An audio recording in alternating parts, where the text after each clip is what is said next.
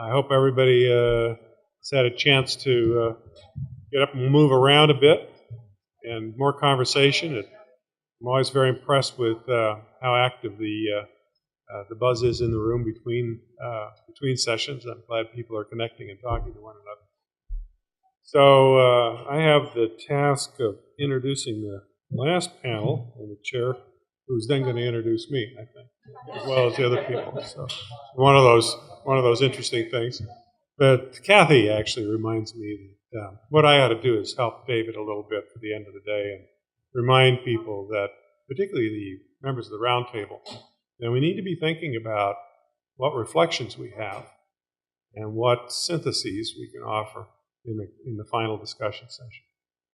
What makes these roundtable dialogues important is not just the presentations and the Q&A, but actually the fact that it's a dialogue and that different viewpoints are explored, questions are asked, and in that last part in particular, the reflection occurs on what we've heard.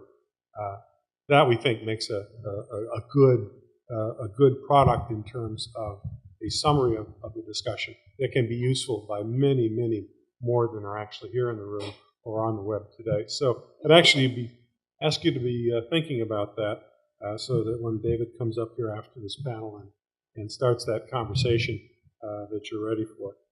So our last panel is on how business can engage.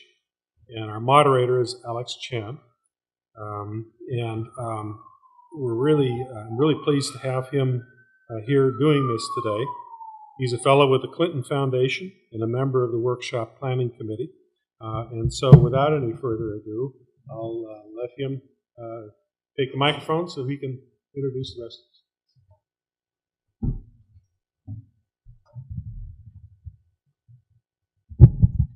Thank you, George. And so I do have the pleasure of moderating the last panel of the day. So I want to, in advance, thank all of you for staying with us, both here in person and those watching virtually. I think it's been an exciting day of panels, and I'd like to think that they saved the best for last, but given that the caliber of all the panelists and moderators that have come before me have been very high, so I think that they've been an equal level of excellence and expertise on these panels here today.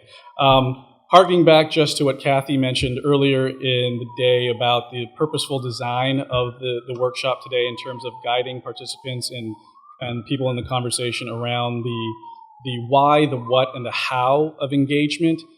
This last panel really is focused on that last piece. So we've talked about why businesses should engage in population health, and the two panels prior to this talked about the what. But what we're going to talk about today with the panelists ahead of me is really the how. How do businesses engage in population health, and what frameworks and mechanisms are available to that support and encourage population health broadly, both for local initiatives, but even hopefully national initiatives.